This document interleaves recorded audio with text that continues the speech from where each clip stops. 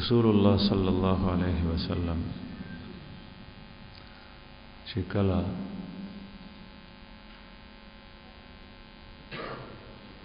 احد طرف ته روان شو او بیا مقام شیخین ته ورسېدو او بیا د غازیانو د مجاهدینو عرض رسول الله صلی الله علیه وسلم باندې وشو چې کوم یو کس د جنگ قابل لکم یو نه او پاغې کې امام شافعی رحمه الله فرمایي چې اولس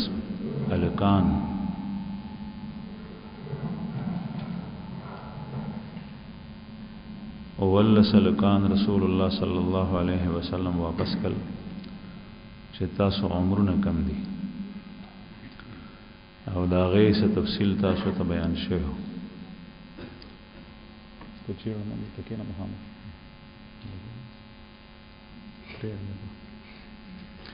هغه تفصیل تاسو ته بیان شوی هغه کې عبد الله ابن عمر رضی الله عنهما او رافع ابن خدیج رضی الله عنه سمره ابن جندب رضی الله عنه او نور چې تقریبا اولس شمیر درسیږي دا لکانه واپس کړ بیا د رافع ابن خدیج رضی الله عنه اغشتل هغه تذکرہ شوی او سمره ابن جندب خپل پلار ته سفارش وکړو میرنه پلار یو کلندر چې دی واغشت ما دې مواخلی زه دنه په قوت او طاقت کې کم کو نیم او داغي کشتي وشو به دواړه واغشت دغه مقام شیخین کې دا تفصیل بیان شوی په دې ځکه یو بل واقع دا به خشوا چې دې لخر کې چې د دې ټول شمیر زر تنانو تاسو ته تیر شي او په دې کې صرف دو اسونه یو رسول الله صلی الله علیه وسلم یو اسمانه غیسور او بل اسد ابو برده ابن نیار مسلمانانو دمر وسطاقت نو جزان ته اسونه واخ رسول الله صلی الله علیه وسلم فرمای الخيل معقود في نواسيها الخير الى يوم القيامه الخيل معقود في نواسيها الخير الى يوم القيامه घोड़े की पेशानी में अल्लाह जल्ल जलालहू ने खैर रखा है क़यामत तक लिहाजा कोई भी हुकूमत और कोई भी ममलकत अपने फौज की जो दूसरी चीज़ें होती हैं असलहा वसाइल तो उसके अंदर घोड़े भी होते हैं आगे के असुनम भी असुना د دې وجنه ډېر سيزونه داسې دي چې کافر د مسلمانانو نه اخلي نو اس داسې شی دی چې په ډېرو ځایونو کې کلا ټینک توپا او دا نور سيزونه دا فیل شي تلې نشي نو اس پکار راځي الله جل جلاله په دې کې خیر اچولې ته اخربانه سوري او اوبراشي او خرابه باندې وړاندې کې په خربانه سوري زاره بشنه کې وهې به دې ونزي په او په اس کې الله جل جلاله خیر چولې چې پسین دی له کې نو پسین باندې ځان له او دا کمال لري چې دومره فرمان بردار وي چې د سین نه پوریوزي د ډوبېدو پروا نه ساتي خپل سور هغه د سین نه پوري کوي دغه چې دشمن په لخر کې دا اس ته جننوزي بل یو شی دا څنګه کوي نو دو اسونو صرف پدې کې رسول الله صلی الله علیه وسلم دا موبایل ولا موبایل مړک رسول الله صلی الله علیه وسلم سره یو اسو یو ابو برده ابن نیار رضی الله عنه سره یو سوز غریب بس او پیغمبر علیه الصلاۃ والسلام د دې لخر شمیر زر تنان په مقابله کې د مشرکین شمیر 3000 او باغې کې 3000 او خانو او پاغي کې چې کوم دی نو 200 اسونه او 200 زغره پوشو، یعنی هغه کسان چې غیزغری چولې دي زرو کسانو کې هم په دې مقام شیخین کې واقع ده به خشو چې عبد الله ابن ابي ابن سلول چې دا رئیس المنافقین دی، منافقین مشر په مدینه کې د خپل لباس د مسلمانانو باچولو او په ډیرو اجتماعاتو کې مسلمانانو سره شریک کېدو، جمعات ته هم راتلو، په جنگ کې هم کله لاړو، لکه اوس هم جنگ کې راغلو. د مدینه منورې نه را روانېدو په وخت کې چې رسول الله صلی الله علیه وسلم د صحابو نه کوم مشوره غشتي ونه، په هغې مشوره کې شورا کې د عبد الله ابن ابي هم شریک یو ممبر و د شورا دنه مشوره غشتي او د درایم دا و چې موږ مدینه منوره کې پاتې شو د دشمن مقابله وکړو. نو چې کله دې ځای ته ورسېدو نو دلته کې دا خو منافقو کافر ہے تو شمشیر پہ کرتا ہے بھروسہ، مومن ہے تو بے تیغ بھی لڑتا ہے سپاہی. لکافر او د مشرک اعتماد هغه په وسله باندې، په زور باندې، قوت بازو باندې، پر اسد باندې، او مسلمان چې کوم نه دغه اعتماد او دغه د اعتماد محور د الله جل جلاله ذات وي او هغه ته یو نعمت الله نصیب کړي په هغه باندې دا غوړه ډاډای هغه ایمان بالله، په الله باندې ایمان، بس د دې اعتماد په دی باندې. نو دغه عبد الله ابن ابي ابن سلول رسول الله صلی الله علیه وسلم ته وی چې صاحب ما ته دا جنگ نخ کاری بلکې دا خودکشي کولی، ځکه چې د مشرکین دومره شمیر دی، تعداد دی او دومره هغوی سره قوت دی او زمونږ شمیر څومره کم دی، موږ سره قوت هم کم دی، وسله هم کمه ده، نو دا خو په زور ځان الالولی او مرګ ته وړاندې کولی، دا خو جنگ نه دی. جنگ خو هغی چې دواړه تپې برابر وي په قوت او طاقت کې. نو زما خیال الله دی چې مونږ جنگ نه کوو، زه خو واپس ځم. نو ظاهر ده بعضې خلکو به ورته وینا کړي چې نه دا موقع نه ده، ده ووایي چې نه دا خو منافق و، خپله ځان به داسې چل سره خلاص کو چې خلکو ته پته ونه لګېده چې دا کافر دی، خو رایې دا ورکړه چې دا جنگ چونکې نه دی په زور ځان هلاک کولی، ما ته دا جنگ نه ښکاري، نو واپس روان شو. نو د ده سره 300 کسان د ده منونکي د ده په لښکر کې د ده په جماعت کې هغه واپس شو. نو 1000 نه چې 300 لرې شي نو 700 پاتې شو او 200 کسان صرف پاتې شول او مقابله د چا سره د 3000 کسانو سره. رسول الله صلی الله علیه وسلم خو د الله پیغمبر او د پیغمبر سترګې د الله جل جلاله په ذات باندې وي او په هغې باندې اعتماد وي او د الله په قوت او طاقت باندې نظر وي، د دنیا په طاقتونو باندې نه.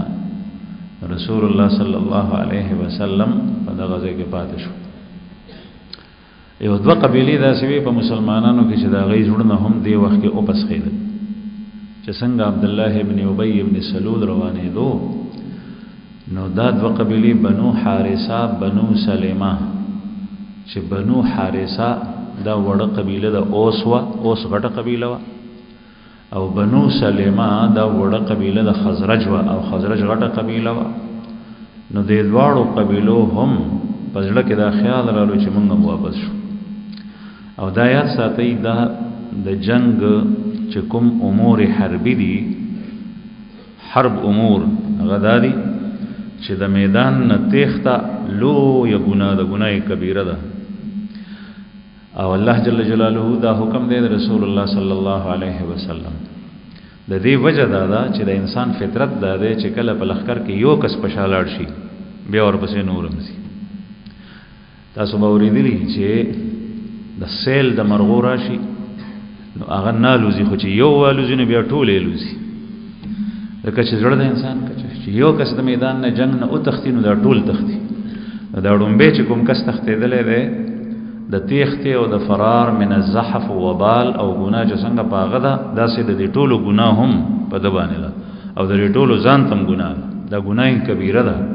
چې واپس وتښتې، ځکه چې د نور زړونه کمزوري شي.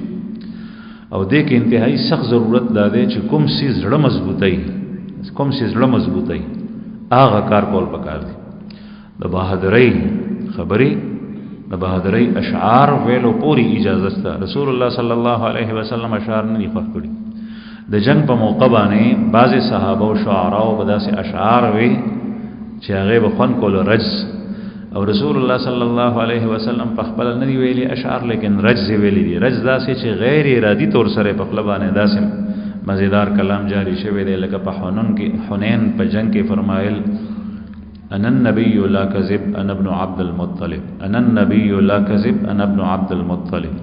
ټول خلق واپس شو، رسول الله صلی الله علیه وسلم میدان کې आवाज ولاړو او دا فرمایل چې زه پیغمبرم په دې کې دروغ نشته دی او زه د عبد المطلب بچیم. عبد المطلب د رسول الله صلی الله علیه وسلم نیکو تاسو ته تیر شوی، خو چونکې دې مشهور په ټوله مکه کې او ګردو پیش کې او پلار والد صاحب رسول الله صلی الله علیه وسلم هغه خو چې څنګه واده شو نبی وفات شوی.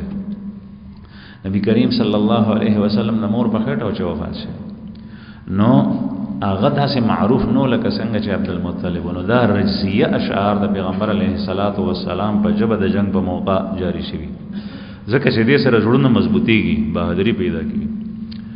نو چې کله دا عبد الله ابن ابي ابن سلول منافق واپس شو نو د سره 300 کسان لړ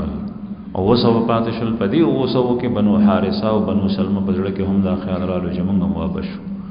شمیر کم شو او دا زړونه کمزوري د وجه خدای خیال رالو. ښه خیال او دا یاد ساتئ چې په خیال باندې الله جل جلاله نیول نه کوي. د انسان په زړه کې چې کوم سوچ او تصورات تیریږي دا په یو څو قسمه دي. دا زده کوي، یو ته حواجس وي او یو دویم ته خواتر وي او دریم ته احادیث النفس وي او سلورم ته هموم وي او پنځم ته عزائم وي. خواتر دا جمع ده او مفرد یې خاطر. خاطر هغه خیال ته ویل کی چې فزړه کې راشي ولاړ شي تیر شي، راشي او تیر شي، لکه څنګه چې د هوا چلیږي وسیله چلیږي، راځي او تیریږي. دې ته خواتر وي. په دې خیال باندې کدا د ګناه هم وي د شرک هم وي الله پاک نیول نه کوي. زمونږ رب دومره مهربان دی ځکه چې انسان کمزور دی. دویم حواجس دي او د دې مفرد دی حاجس، او حاجس هغه خیال ته وایي چې هغه راشي په ذهن کې او لږ سات ایثار شي او بیا لاړ شي، ختم شي. دا د مخ کې په مقابله کې لږ مضبوط دی ځکه چې هغه کې ایثارېدل نو دې کې لږ ایثارېدل مشته درنګ تیرول خو بیا دا لاړ شي. او په دې باندې هم زمونږ رب تعالی مهربان رب هغه مونږ نسی نه. کژړه کې د ګناه خیال رالو دا دوه قسم ده، په دې نیول نشته. دریم دی احادیث النفس چې دا غي مفرد ده حدیث النفس، او حدیث النفس هغه ته ویل کېږي چې انسان پزړه کې یو خیال رالو، یو اراده را پورته شو او اشارم شو او دې سره سره دی وی چې یاره دا کار وکم او کنه دام وی او هغه خیال بیا ختم شي. نو دا د غنور دوه په مقابله کې مضبوط دی،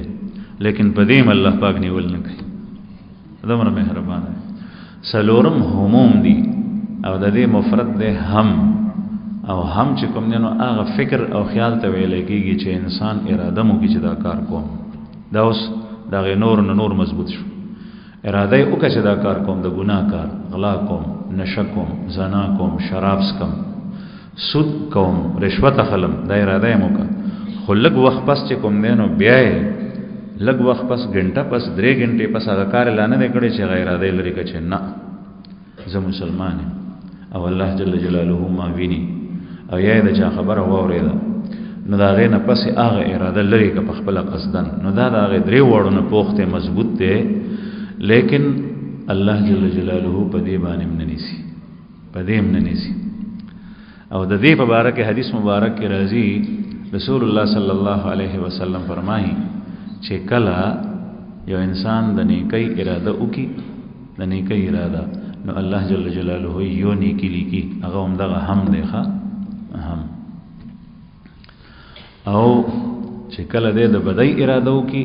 نو بیا الله پاک هغه فرښتې هغه یو بدی نه لیکي چې تر څو پورې هغه عزم کړي. پنځم قسم دی هغه ته عزم وای. عزم دا څه ته ویل کېږي؟ دا دې ته ویل کېږي چې کله دې د ګناه اراده په زړه کې راپورته شي او هغه اراده دومره مضبوطه کې چې هغه لري کېنه او اسباب او وسایل دې هم اختیار کړل او په هغې ګناه پسې دې سعی شروع کړ روان شوي په دې مخ کې پسې سعی نه واخه او هغه اراده دې ختمه کړې وه دې کې دې سعی شروع کړ خو وشوه داسې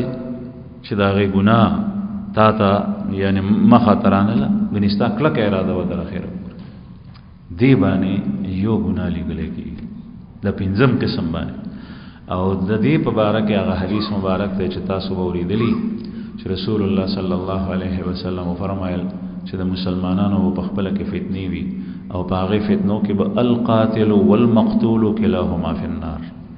قاتل او مقتول به دواړه په اور کې، قاتل قتلونکې او مقتول چې څوک وجلی شوی دی دا دواړه به په اور کې. صحابه ورزو کو چې یا رسول الله هذا القاتل فما بال المقتول، دا یو سړی خو قاتل دی نو قاتل خو چې په اور ته لاړ شي نو دا خو ټیک شوه ځکه چې ګناه کبیره یې کړې. قرآن کریم کې الله پاک فرمایي ومن یقتل مؤمنا متعمدا فجزاؤه جهنم خالدا فیها، چې چا یو مسلمان مؤمن قصدن قتل کو نو د جزا هغه سزا یې څه شی ده؟ هغه جهنم ده او دی به همیشه پروت نو. او د دې همیشوالي مفسرین حضرات معنا دا بیانوي چې د لپاره دایمي عذاب پکار دی لیکن چونکه د کې ایمان شته نو په آخر کې به د ایمان په برکت سره روزي خو مستحق دی د دایمي جهنم دی دومره غټه ګناه کړې ده. نو به هر حال قاتل خو جهنم ته ځي دا ټیک شو. یا رسول الله دا مقتول به ولې ځي؟ دی خو وجلی شو. رسول الله صلی الله علیه وسلم فرمایل چې دې مقتول هم په هغه پسې ټوپک ګرځولو. نن سبا ټوپک دی هغه زمانه کې ټوپک نو تماچا تورا چاړه خنجر ده هم دا هغه کلکه اراده کړې وای چې دا سړی به زه وجنم خو وس په دا غبر شو. لکه تاسو به کتلی الله جل شانه دې مونږ وساتي د مسلمانانو په خپل کې د فتنو نه چې په پوله پټي باندې جنگ شي یو پسې ګرځي بل پسې ګرځي نو د یو خیال نی بل په باندې سمې برشي نیټه پورې د ډس په باندې وو کې سړی مړ شي لیکن هغه د مقتول هم لګیاو دم وی کې چری دې سړی زما د وسته او زما د لاس د لاندې رالو نو زه به وجنم. نو رسول الله صلی الله علیه وسلم د دې مقتول مبارک فرمایي چې دا هم جهنم ولی ځکه چې دې خود پسې ګرځېدو او تر مرګ پورې دا اراده ختمه کړې نه و او د دې لپاره ځان سره وسلم ګرځول او کوشش هم کول. نو دا هغه عزم دې په ښه اراده چې هغې سره اسباب او وسایل هم دې اختیار کړي او سعی منډه تګو دو کوشش هم کوي په دې باندې نیول شته دی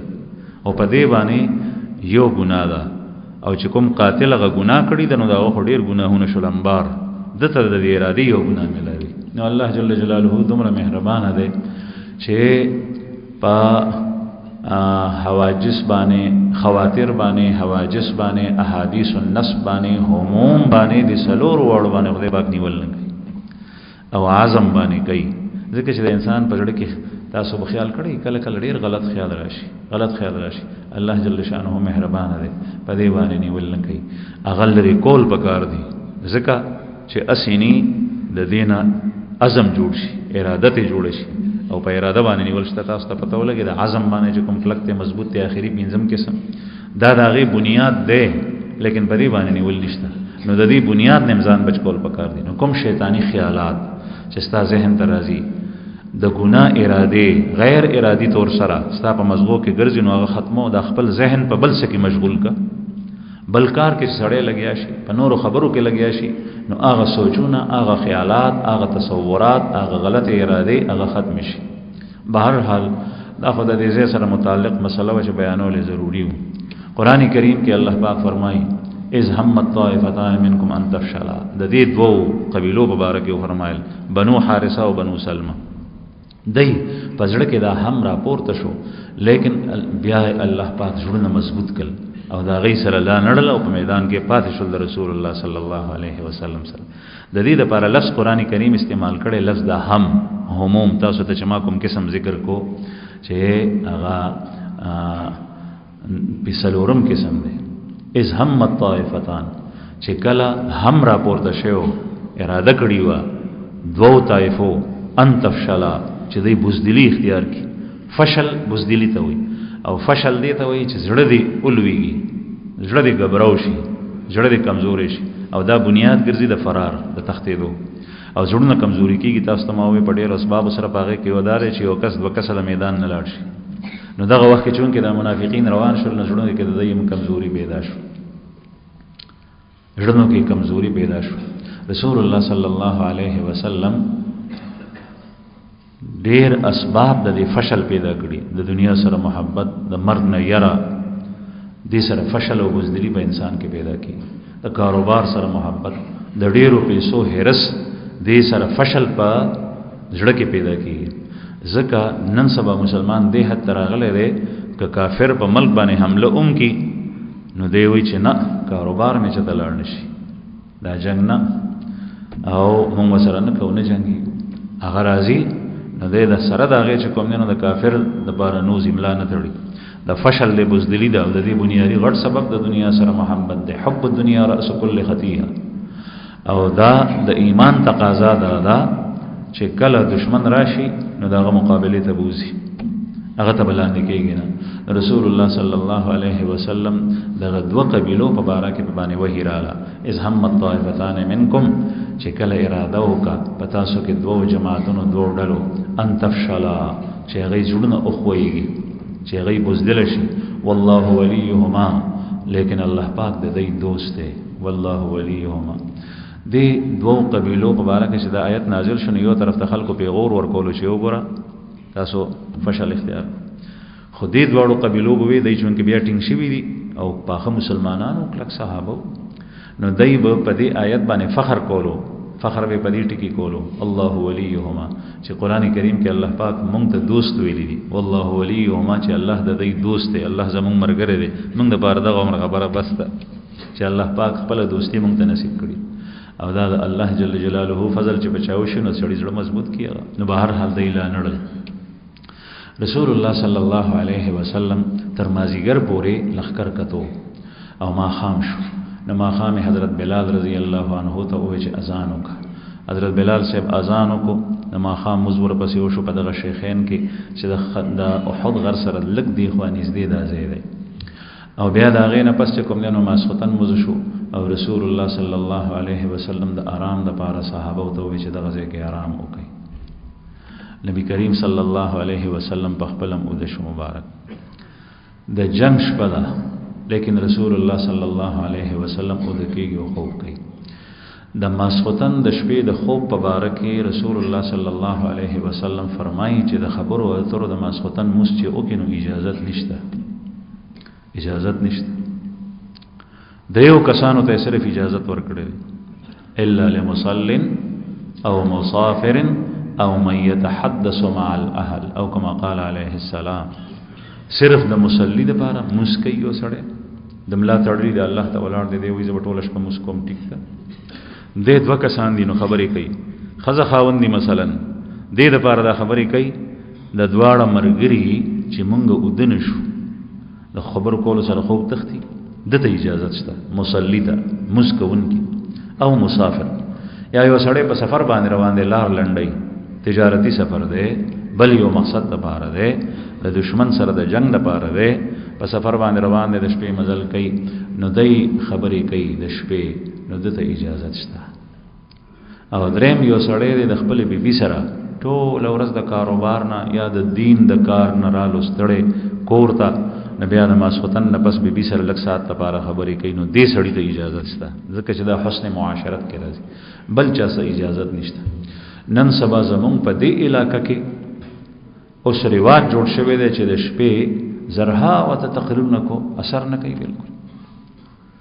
عثمان یو کس تاسو کو چې زو کوم بیګایل د شپه او یک راتی اعتکاف ته راغلو چې زمون خو ترتیب بالکل خطا دی سحر اودي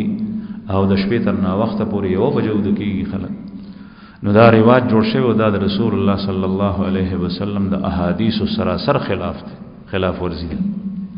د دې ثمره او نتیجه سي چې یو خدای په دې گفتگو کې خبرو اترو کې او دې وخت وختیرولو کې د غنو ګناهونو مرتکب شي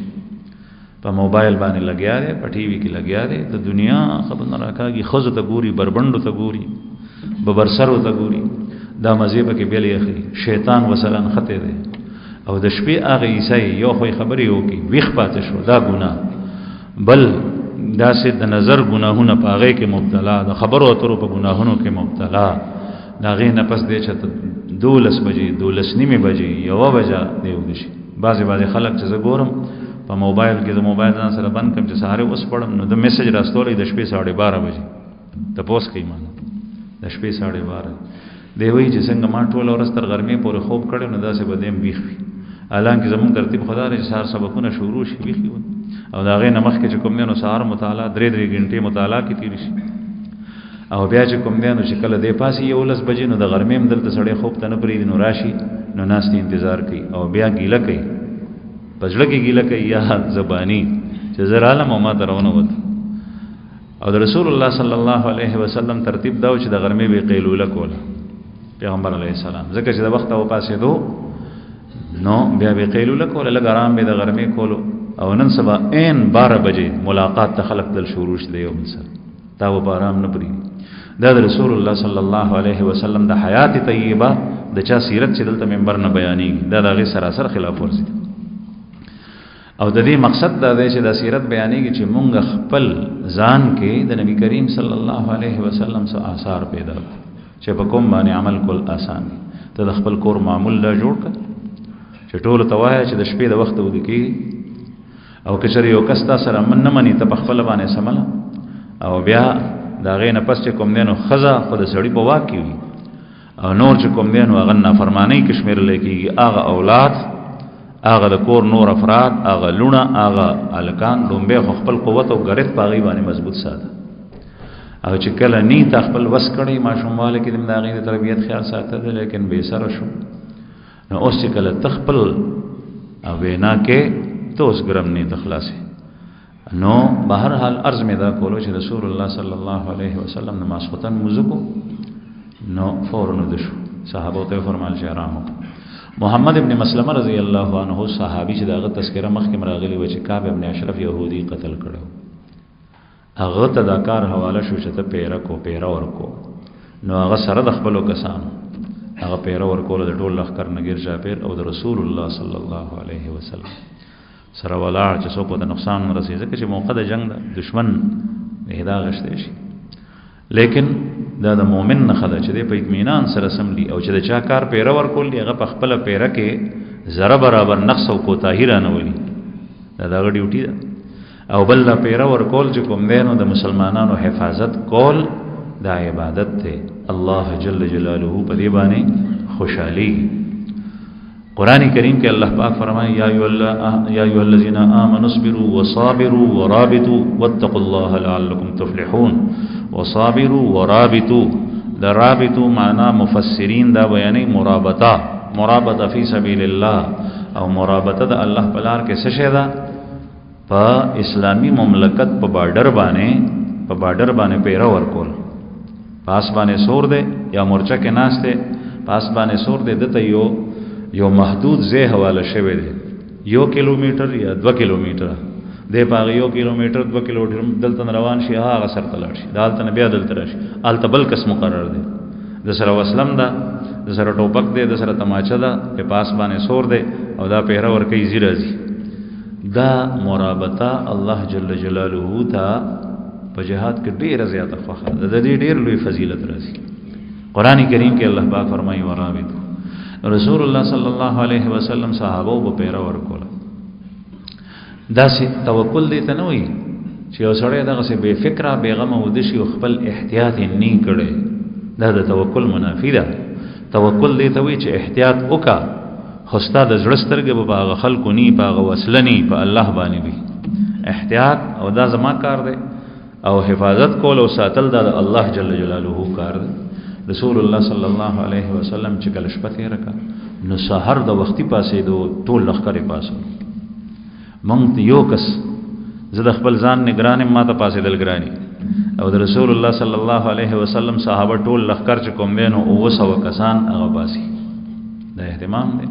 او پاسې دی چې بیا ځکه چې ما سلطان ودشل نو پښمنی پاسي نو د سحر نه مخ کې دلته روان شو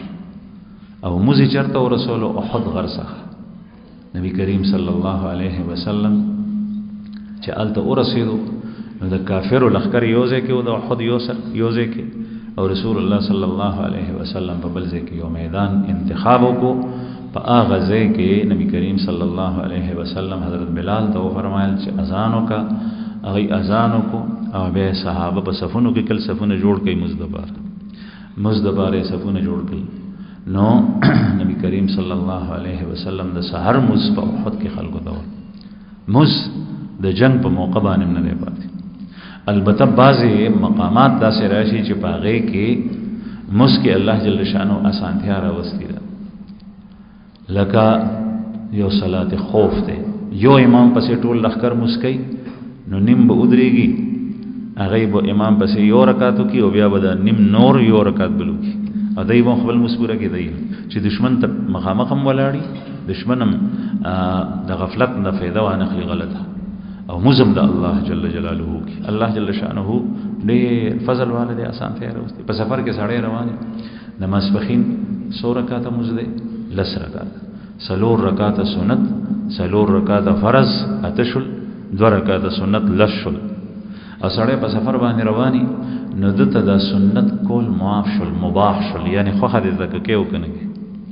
او فرض چې کوم دینو سلور په ځای سوشل 2 شل نو ته په سفر باندې روانه او دستشته ده 2 رکعات موزه کو بیا په سفر جاری کړ الله پاک څومره مهربان څومره اسانتیا او سہولت ته بری سره د رخصو او سہولتونو کې یو سړی د الله جل شانه په عبادت کې کوتاهی کوي نو دا ټک ده دا الله جل شانه بندگی کول نه غواړي الله پاک ډېر اسانتي راوستي ان الدين يسر دا دین ډېر آسان دی رسول الله صلی الله علیه وسلم صحابه ته فرمایل صفونه جوړ کړي جمع ورکا د جمع نه پس نبی کریم صلی الله علیه وسلم صحابه په صفونو کې کل د جنگ لپاره چې څنګه د مز د لپاره صفونه نه نو دغه سي په جنگ کې د دشمن په مقابله کې صفونه دي او هغه زمانہ کې د صف اوسم صفونه شته سره د دې چې هغه زمانہ کې د تورو دغه شو جنگ او اوس چې کوم نه د ټوپک جنگ دی د توپې جنگ دی لیکن صفونه دي قطار او د دې قطار مثال لاسي لکه د دیوال او دشمن ته دا ماتول ډیر زیات آسان ډیر ګران وي آسان نه ډیر ګران شي او که یو ځای کې مثلا سل کسان جمع دي او بلکې یوم نشته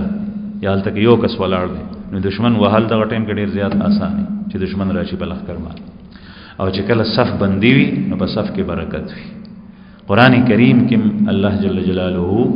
فرمایي چې دغه صفونه د جهاد په موقع باندې د جنگ په موقع الله جل شانه د ډیر زیات محبوب دي او دا خوخی رسول الله صلی الله علیه وسلم صفونه جوړ کړل البته د جهاد په صف کې د جنگ په صف کې او د مس په صف کې صرف دومره فرق دی چې د مز د صفونو کې مخ د مسلمان او مصلی قبله دی او د جهاد په صف کې مخ قبله ته ضروری نه دی بلکې دشمن طرف ته چې کوم طرف ته دشمن دی نو که دشمن نرخاته ته نو ستا مخ به نرخاته دی او که دشمن قبله ته نو ستا مخ قبله ته دی او که دشمن شمال ته دی نو ستا مخ شمال ته دی او که دشمن جنوب ته دی نو ستا مخ جنوب ته دی صفونه داسې ترتیب سره جوړول غواړي رسول الله صلی الله علیه وسلم دې ځکه صفونه جوړ خو عجیب خبره دا وا چې پیغمبر علیه الصلاۃ والسلام دا صف بندي کوله نو د مسلمانانو احد تشاوا د نبی کریم صلی الله علیه وسلم احد تشاوا احد د مدینه منورې نه په طرف د شمال دی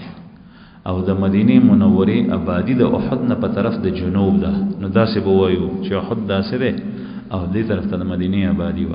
او رسول الله صلی الله علیه وسلم د احد په لمن کې صفونه جوړ کړ نو احد غره شاته کو او مخه مدینه منورې ته کو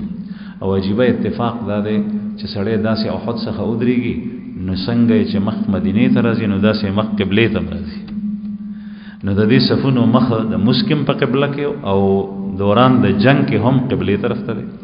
ځکه چې زمونږ قبله خو دې طرف ته ده او د مدینه منورې قبله چرته ده مخ په سویل ده داسې په جنوب باندې ده نو چې شمال طرف ته ستا شای نو مخ به چرته مدینه ته وي او قبله ته هم وي خانه کعبه دې طرف ته صفونه داسې جوړ شو رسول الله صلی الله علیه وسلم صف بندي چې کله وشوه کوم کس کوم ځکه مناسب دی حالت ودرو نبی کریم صلی الله علیه وسلم مجاهدین ته تقریر وکړو بیان وکړو او بیا په نور خبرو کې یو دا خبر ارشاد فرمایله دا تور پیغمبر علیه السلام خپل تور داسې اوچته کا او وی فرمایل چې دا تور به څوک واخلي چې د دې حق ادا کړي د دې توري حق به څوک ادا کوي؟ نو صحابه سرونه راپورته کړل، هر یو دا کوشش کول چې دا توره ماته کړي. یا رسول الله زه به حق ادا کوم، ماته یې راکړه، ماته یې راکړه. تر دې چې حضرت علی رضی الله عنه هم په دې کسانو کې نور ګڼ صحابه پیغمبر علیه الصلاۃ والسلام چاته دا توره ورنکو، نه علی ته ورک. یو صحابي دی ابو دجانه رضی الله عنه، ابو دجانه د رالو رسول الله صلی الله علیه وسلم ته وی چې یا رسول الله د دې توري حق څه دی؟ وی د دې حق دا دی چې دا ته واخلې او جنگيږي د کافرو سره، د کافرو سرونه په باندې وهي تر دې چې د دې خوله ووري، چې خوله ووري. زمیدار چې کله لو کوي نو کله کله د لور خوله ووري، پس شي کار نه کوي. چاړه باندې سړی ذبح کوي قصاب، نو کله کله اډو کې سره چاړه و جنگيږي نو خوله ووري. نو وی داسې په دې باندې و جنگيږي چې د دې خوله ووري. او بعضی روایتو کې راځي چې رسول الله صلی الله علیه وسلم دا مو فرمایل چې دې سره داسې او جنگيږي چې د جنگ نه تختی دا سړی مسلمان په نه وجني او د الله دشمن په قتلای. او بعضی روایتو کې دا راځي چې رسول الله صلی الله علیه وسلم وتو فرمایل چې د دې حق دا دی چې ماشوم په نه قتل او خزه په نه قتل. بهر الله ډوړي خبرې یوځای کې دي شي. ابو دجانه وتو چې یا رسول الله زبر د دې حق ادا کوم، هغه تورې دی واغشت. ابو دجانه رضی الله عنه دا عادتو چې کله و جنگ ته اوتو میدان د جنگ کې نو بیا به پهلوانی کوله، چې څنګه پهلوانان اوږي وای نو دغه سی به اوږي واله. او یو سره کپڑا وسره وا سر رومال هغه به د سر نتاو. او بعضی وی دا د دې خبره نه خو چې یا بخبل وینه ته یوم یا دبل بغیر د وینې ته یول نه واپس نه راځم. او دا شی الله پاک د خون ورک د سره پټه به د سر نتاو کړی و او د پهلوانانو غنی اوږي به واله. رسول الله صلی الله علیه وسلم د جنگ دوران کې مخ کې راځي چې کله دې په دې شکل باندې روان شونه پیغمبر علیه السلام دته غتونی و اشاره وکړه چې دا ستلل الله نه خوخي، دا ستلل الله نه خوخي. لیکن دی وخت کې په میدان د جنگ کې الله پاک دا ستلل خوخي چې دشمن باندې دې سره رو پروزي. دغه وجه ده چې برید وګد پر خل دا سه عام حالاتو کې د دې اجازت نشته. نبی کریم صلی الله علیه وسلم فرمائے قص الشوارب واعف اللها، مونچے کو ترواؤ اور داڑیوں کو بڑھاؤ. لیکن د جنگ په موقع باندې برید لوی پریخل چې دشمن باندې رو پروزي،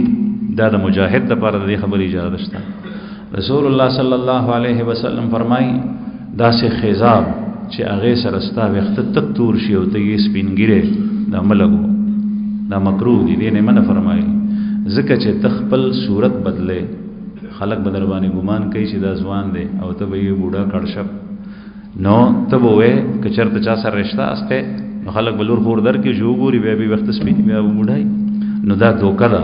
رسول الله صلی الله علیه وسلم فرمایي لیکن د جنگ په حالت کې کې یو سړی د خپل سپین وخت دی د بار تور کې چې په دشمن رو پروزي د ته اجازه شته.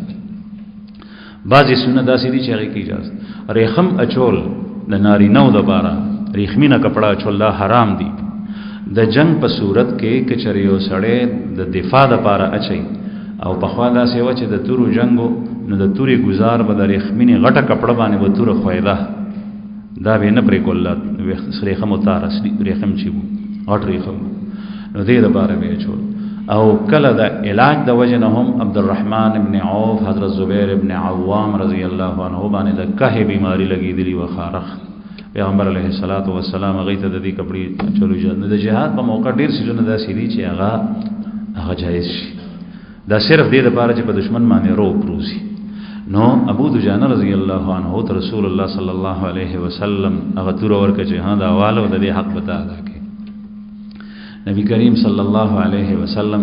چې دا تور ورکم د صفونه جوړ شیو کافر مخکې نه راغلیو دا غي شمیر او دا غي تعداد ارستاس بیان شول خزم راوستوي تقریبا 15 د غټو خاندانونو خزي وسل.